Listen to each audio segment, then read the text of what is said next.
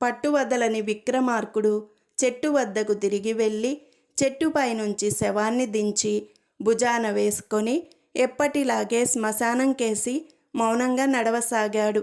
అప్పుడు శవంలోని బేతాళుడు, రాజా, యుక్తి తెలియని కారణం చేత నీవు ఇలా కష్టపడుతున్నావేమో అని నాకు అనుమానంగా ఉన్నది.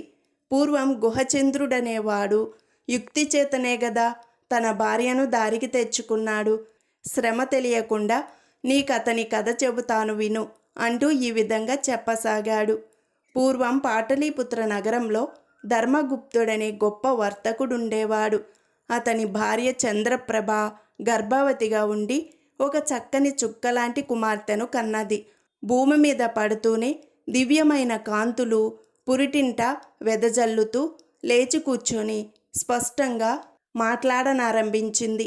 పురిటింట ఉన్న స్త్రీలందరూ ఇది చూసి దిగ్భ్రాంతి చెంది ధనగుప్తుడికి కబురు చేశారు.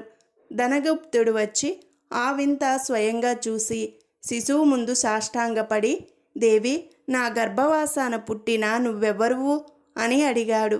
నేనెవరినైతేనేం, నేను నీ ఇంటనే పెరిగి నీకు శుభం చేకూర్చుతాను. నన్ను ఎన్నడూ ఒకరికిచ్చి పెళ్లి చేయకు అన్నది ఆ శిశువు.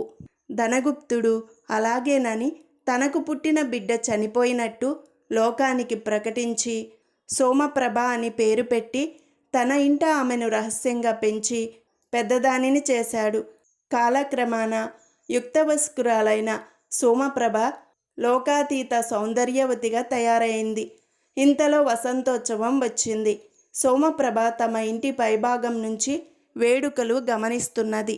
ఆ సమయంలో గుహచంద్రుడనే వైశ్య యువకుడు ఆమెను చూసి మోహావేశంతో వెంటనే మూర్ఛపోయాడు. తిరిగి స్పృహ వచ్చాక అతను ఇంటికి వెళ్ళి విరహబాధతో తీసుకోసాగాడు. అతని తండ్రి గుహసేనుడు తన కొడుకుకు వచ్చిన జబ్బేమిటో తెలియక తికమక పడ్డాడు. అప్పుడు గుహచంద్రుడి మిత్రులు ఆయనతో జరిగిన సంగతేమిటో చెప్పారు. అప్పుడు గుహసేనుడు ధనగుప్తుడి ఇంటికి వెళ్ళి, మంచిగానే మీ అమ్మాయిని నా కొడుకిచ్చి పెళ్లి చెయ్యి అని అడిగాడు. నీకేమైనా మతిపోయిందా ఏమిటి? నాకు కూతురెక్కడున్నది అన్నాడు ధనగుప్తుడు. మంచిగా పని జరగదని తెలుసుకొని గుహసేనుడు రాజును చూడబోయాడు. ఆయన రాజుకు లోగడ అనేక విధాల సహాయం చేసి ఉన్నవాడు కావటం చేత తాను కోరితే రాజు సహాయం చెయ్యకపోడని అనుకున్నాడు.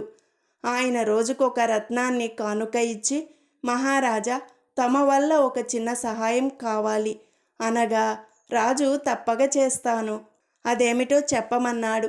గుహసేనుడు రాజుతో, ధనగుప్తుడికొక కుమార్తె ఉన్నది. తన కొడుకు ఆ కన్యను మోహించాడని తాను వెళ్ళి కన్యనిమ్మని అడిగితే ధనగుప్తుడు తనకు కూతురే లేదంటున్నాడని చెప్పాడు. రాజు గుహసేనుడి వెంట కొంత సేననిచ్చి ధనగుప్తుడి కుమార్తెను బలాత్కరంగా తెచ్చి నీ కొడుక్కి చేసుకో అన్నాడు. గుహసేనుడు అట్టహాసంగా సేనను వెంటబెట్టుకొని వెళ్ళి ధనగుప్తుడి ఇంటిని ముట్టడించాడు. తన మూలంగా తన తండ్రికి పెద్ద ఆపద వచ్చి పడడం చూసి సోమప్రభ ధనగుప్తుడితో, నాన్న, నా కోసం ఎందుకిన్ని చిక్కులు పడతావు? నన్ను ఆ వైశ్యకుమారుడికిచ్చి పెళ్లి చేయి, కానీ నేను నా భర్తతో కాపురం చేయనని మాత్రం నీ వియ్యంకుడితో చెప్పు అన్నది. ధనగుప్తుడు గుహసేనుణ్ణి పిలిచి, నా కుమార్తెను నీ కొడుక్కిచ్చి పెళ్లి చేస్తాను, కానీ ఆమె నీ కొడుకుతో కాపురం మటుకు చెయ్యదు అన్నాడు. పెళ్లి చేసుకున్నది కాపురం చేయకుండా ఎలా ఉంటుంది లెమ్మనుకొని గుహసేనుడు ధనగుప్తుడు చెప్పిన నియమానికి లోబడి తన కుమారుడికి సోమప్రభను చేసుకొని కోడల్ని తన ఇంటికి తెచ్చుకున్నాడు.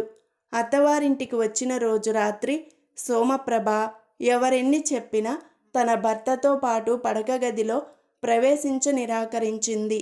అప్పుడు గుహసేనుడు తన కొడుకుతో, పెళ్లి చేసుకున్న మనిషి కాపురం ఎలా చేయకుండా ఉంటుంది? దాన్ని గదికి తీసుకుపో అని చెప్పాడు. వెంటనే సోమప్రభ తన మామగారిని వేలితో బెదిరించింది. ఆ వేలు చూస్తూనే గుహసేనుడు బెదిరి గుండె పగిలి ప్రాణాలు వదిలాడు. ఇది మనిషి కాదు, మహామారి.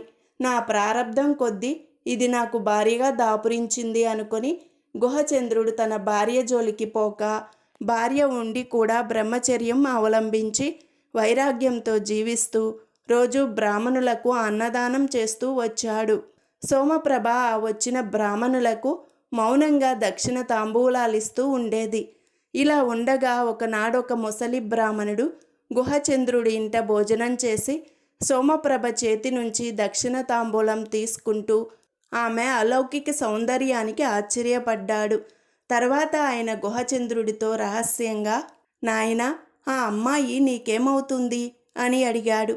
గుహచంద్రుడు ఒక పెద్ద నిట్టూర్పు విడిచి తన వివాహ కథ అంతా ఆ ముసలి బ్రాహ్మణుడికి చెప్పాడు.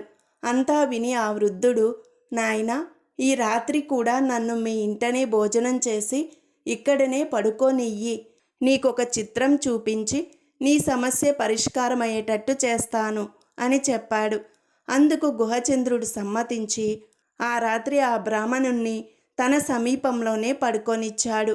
ఒక రాత్రి వేళ ఇంట్లో అందరూ గాఢ నిద్రలో ఉన్న సమయంలో సోమప్రభ ఇంటి నుంచి బయలుదేరింది.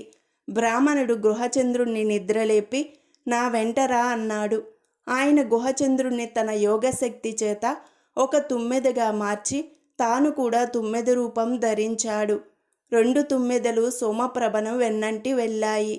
సోమప్రభ చాలా దూరం వెళ్ళి ఒక పెద్ద మర్రి చెట్టు కిందకి చేరింది. అక్కడ చక్కని సంగీతము, దివ్యమైన గానము వినిపిస్తున్నాయి.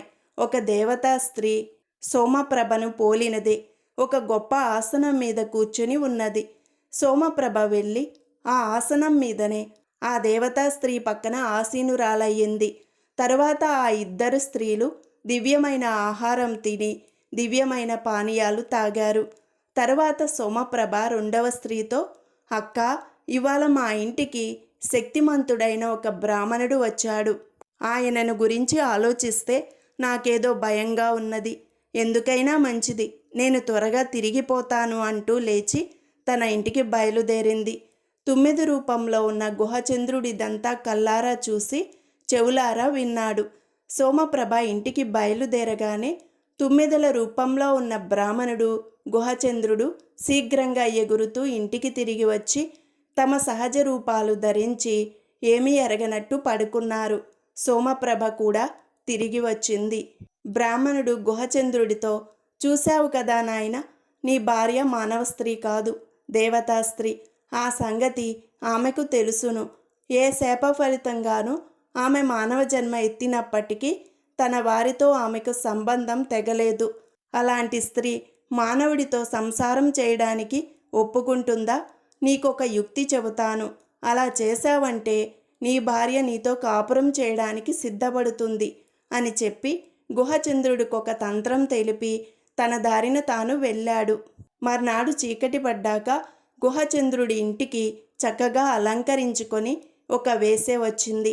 గుహచంద్రుడు ఆమెను తన గదికి తీసుకుపోయి ఆమెతో సరస సల్లాపాలు ఆడసాగాడు. ఇదంతా సోమప్రభ చూసింది. ఆమె తన భర్తను యువతిలికి పిలిపించి అది ఎవతే అని అడిగింది. ఆమె ఒక వేశ్య, నన్ను అమితంగా ప్రేమించింది. నన్ను తన ఇంటికి తీసుకుపోవడానికి వచ్చింది. నేను పోతున్నాను అని గుహచంద్రుడు అబద్ధాలాడాడు.